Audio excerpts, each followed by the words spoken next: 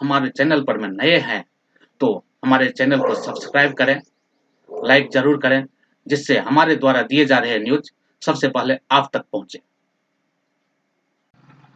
अगर आपकी भी कोई समस्या हो, आपके आस-पास, आपके गाँव, आपके शहर की कोई समस्या हो, प्रशासनिक अधिकारी या जनप्रतिनिधि से आपकी भी कोई शिकायत हो, तो आप पूरी जानकारी के साथ हमें पूरा विस्तृत ब्यौरा भेजें। हम आपकी पूरी मदद करेंगे, प्रशासनिक अधिकारी तक, जनप्रतिनिधि तक आपकी बात पहुँचाएँगे और आपकी समस्याओं को दूर कराने का पूरा-पूरा प्रयास करेंगे।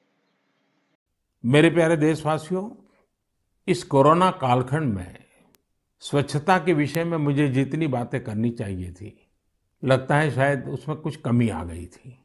मुझे भी लगता है कि स्वच्छता के अभियान को हमें रत्ती भर भी ओझल नहीं होने देना है। राष्ट्र निर्माण के लिए सबका प्रयास कैसे सबका विकास करता है, इसके उदाहरण हमें प्रेरणा भी देते हैं और कुछ करने के लिए एक नई ऊर्जा भर देते हैं, नया विश्वास भर देते हैं, हमारे संकल्प में जान फूंक देते हैं।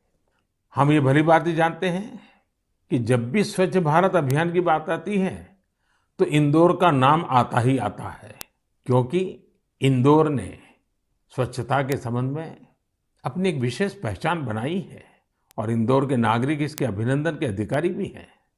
हमारा ये इंदौर कई वर्षों से स्वच्छ भारत रैंकिंग में पहले नंबर पर बना हुआ है। अब इंदौर के लोग स्वच्छ भारत के इंदौर कई वर्षों से स्वच्छ भारत रैंकिंग में पहले नंबर पर बना हुआ है। अब इंदौर के लोग स्वच्छ भारत के इस रैंकिंग से संतोष पा करके बैठना नहीं चाहते हैं। वे आगे बढ़ना चाहते हैं, कुछ नया करना चाहते हैं। और उन्होंने क्या मन में ठान ली है? उन्होंने वाटर प्लस सिटी बनाए रखने के लिए जी जान से जुटे हुए हैं। वाटर प्लस सिटी यानी ऐसा शहर जहां बिना ट्रीटमेंट के कोई भी सीवेज किसी सार्वजनिक जल स्रोत में नहीं डाला जाता। यहाँ के नागरिकों ने खुद आगे आकर अपनी नालियों को सीवर लाइन से जोड़ा है, स्वच्छता अभियान भी चलाया है और इस वजह से सरस्वती और कान नदियों में गिरने वाला गंदा पानी भी काफी कम हुआ है और सुधार नजर आ रहा है। आज जब हमारा देश आजादी का अमृत महोत्सव मना रहा है, तो हमें याद रखना है कि स्वच्छ भारत अभियान के संकल्प को हमें कभी भी मंद नहीं पड़ने देना है। हमारे देश में जितने ज्यादा शहर वाटर प्लस सिटी होंगे, उतना ही स्वच्छता भी बढ़ेगी, हमारी नदियां भी साफ होगी और पानी बचाने की एक मानवीय जिम्मेवारी निभाने के संस्कार भी होंगे। साथियों, मेरे सामने एक उदाहरण बिहार के मधुबनी से आया है। मधुबनी में डॉक्टर राजेंद्र प्रसाद कृषि विश्वविद्यालय और वहां के स्थानीय कृषि विज्ञान केंद्र ने मिलकर के एक अच्छा प्रयास किया है। इसका लाभ किसानों को तो हो ही रहा है, इससे स्वच्छ भारत अभियान को भी नई ताकत मिल रही है। विश्वविद्यालय की इस पहल का नाम है सुखेत मॉडल।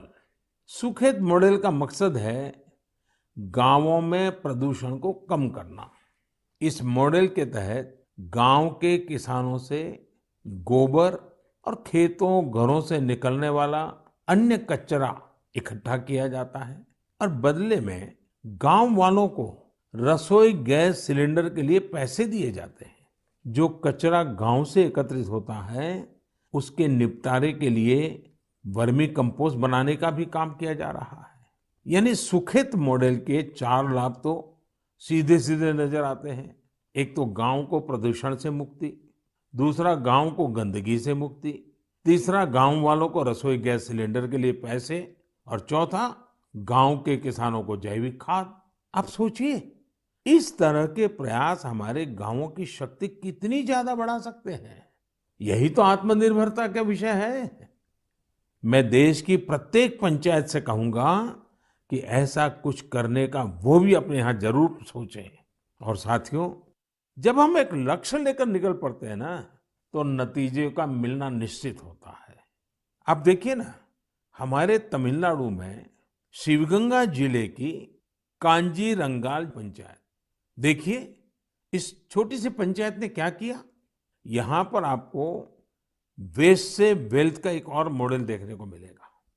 यहाँ ग्राम पंचायत ने स्थानीय लोगों के साथ मिलकर कचरे से बिजली बनाने का एक लोकल प्रोजेक्ट अपने गांव में लगा दिया है।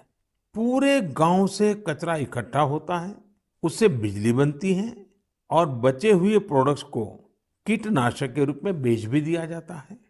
गांव के इस पावर प्लांट की क्षमता प्रतिदिन 2 टन कचरे के निस्तारण की है। इससे बनने वाली बिजली गांव की स्ट्रीट लाइट्स और दूसरी जरूरतों में उपयोग हो रही है। इससे पंचायत का पैसा तो बच ही रहा है, वो पैसा दूसरे विकास के कामों में इस्तेमाल किया जा रहा है। अब मुझे बताइए, तमिलनाडु के शिवगंगा जिले की एक छोटी सी पंचायत हम सभी देशवासियों को कुछ करने की प्रेरणा देती है कि नहीं देती है? कमाल ही किया है ना उन्होंने। पेयर से लैब न्यूज से मैं हूं आपके साथ संपादक अशोक कुमार झा। हम फिर मिलेंगे आपसे बेहतरीन और ताजा खबरों के साथ। नमस्कार।